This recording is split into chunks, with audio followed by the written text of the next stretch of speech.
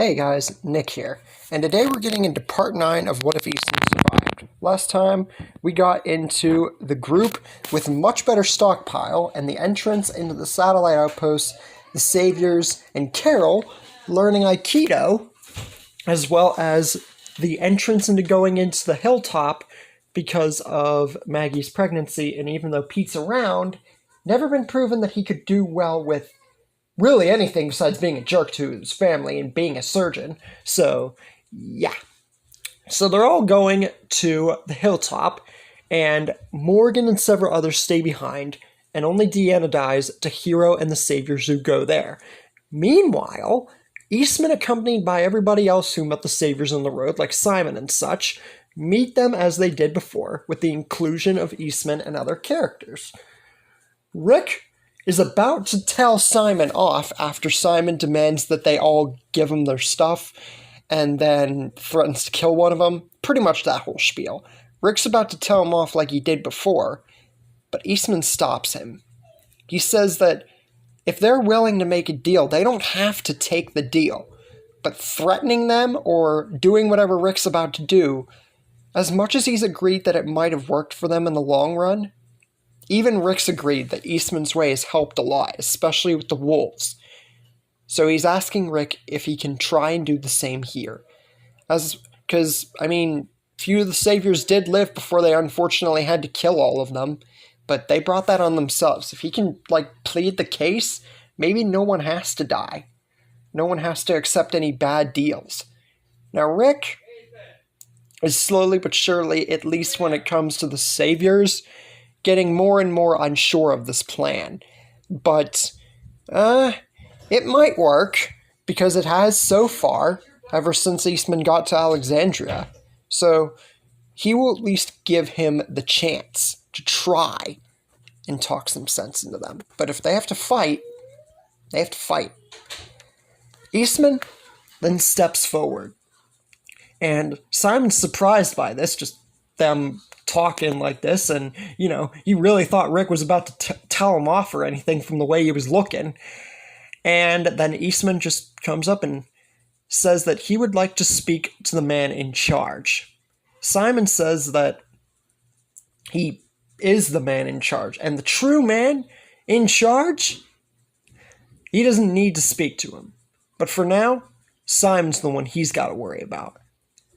And he asks, if Rick's the leader, why is he coming out here and stepping pretty much out of line to talk to them if he's not the leader? Eastman says that while he's not the leader, he is what you would call the moral compass, the voice of reason, as Shane so eloquently put Dale as. Ever since he found these people, he's helped them, and whenever whenever all the Saviors came around, he tried to save all of them. But they retaliated. Like the ones on the road, the ones at the post, they all retaliated of their own accord. He and his students that he had been teaching, they tried not to kill the Saviors. But they had no choice. If it were reversed, they'd be here right now, and no one would be even doing this right now. But he's willing to make a deal, just not Simon's deal.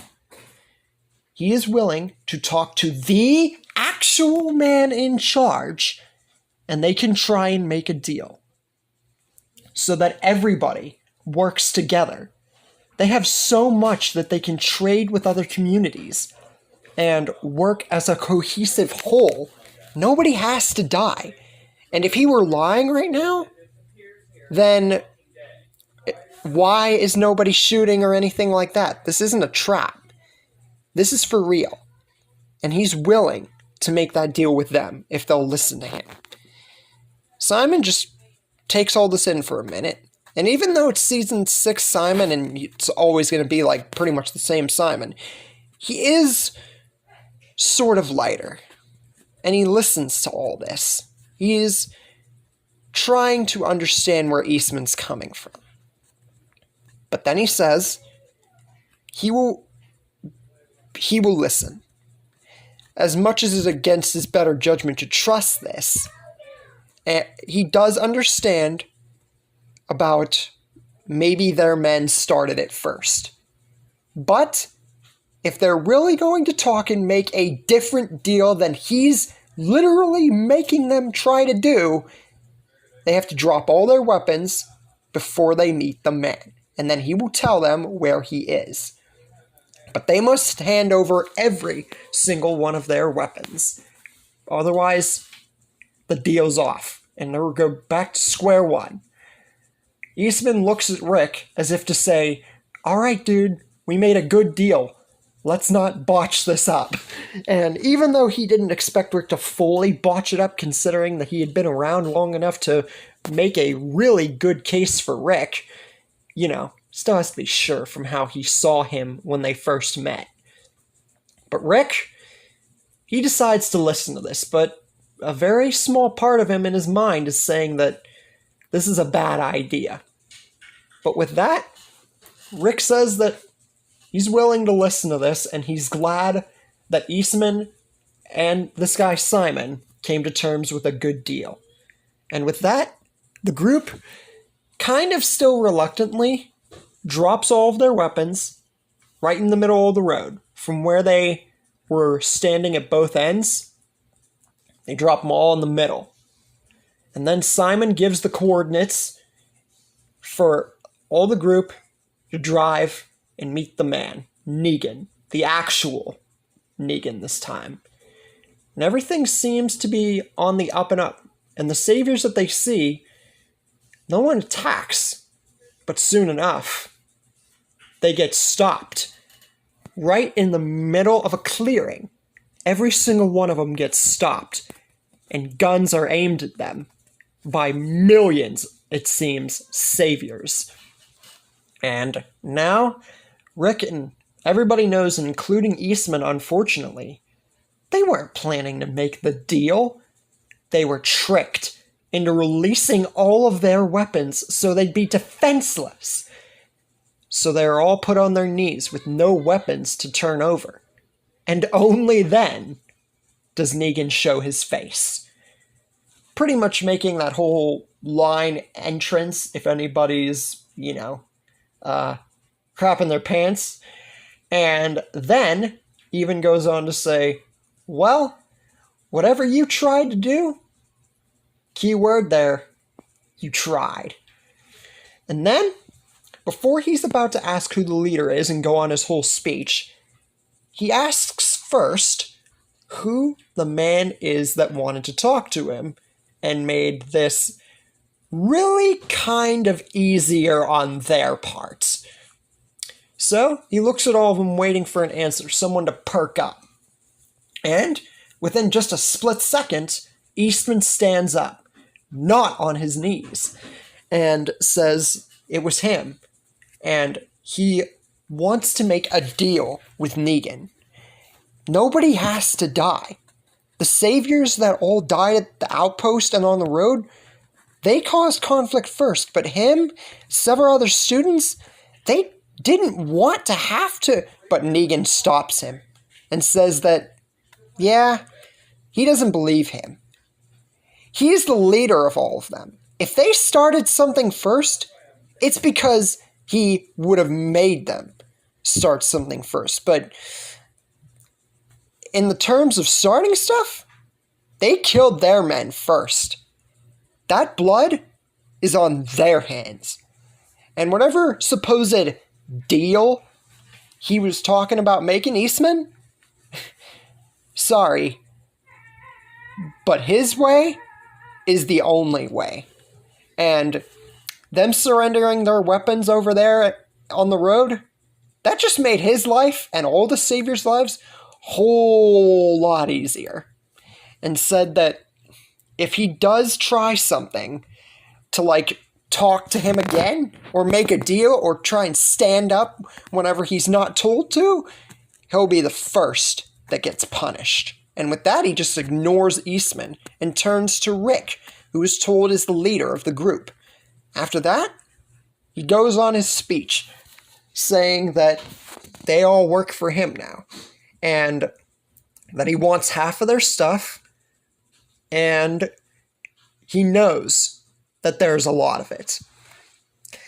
And with that, he ends by saying, now, for the people that these guys have slaughtered, someone's going to have to bite the bat with Lucille. Eastman then sits up again, not standing this time because he's more unawares of Negan. But he does sit up and said that they doesn't have to do this. But Negan just gives him a cold, icy stare, saying that he's pretty sure that he warned him about what would happen. And even though he ain't standing, he doesn't like the way Eastman's coming up on him and trying to, talk him out of doing this. There ain't no talking about out of this. But Eastman, he remains strong and says that if Negan really cares about people, then he has to know that everything is about people. Everything in this life that's worth a damn. And if he really wants people to work for him, people to live, people to not fight, then he has to trust Eastman by saying that they didn't want to have to kill the saviors. The bikers, the people at the post, they started the fight. And he means this with every fiber of his being, looking into Negan, not budging an inch. Negan? He's actually starting to listen, but only a little bit. But how much will that little bit go?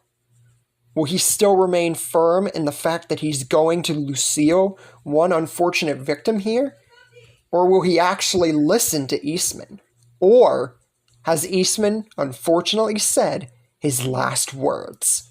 And that's where we leave things for the moment, with the cliffhanger, kind of like what if Sophia joined Negan, whether or not Sophia would Lucille someone. It's kind of biting back here. Few role reversals, honestly, that have been going on the channel. But anyways, I hope you guys enjoyed this episode and the cliffhanger that it leaves off on, with Eastman trying to pour his heart and soul to plead with Negan. But that's up to you guys until next time to see if it works.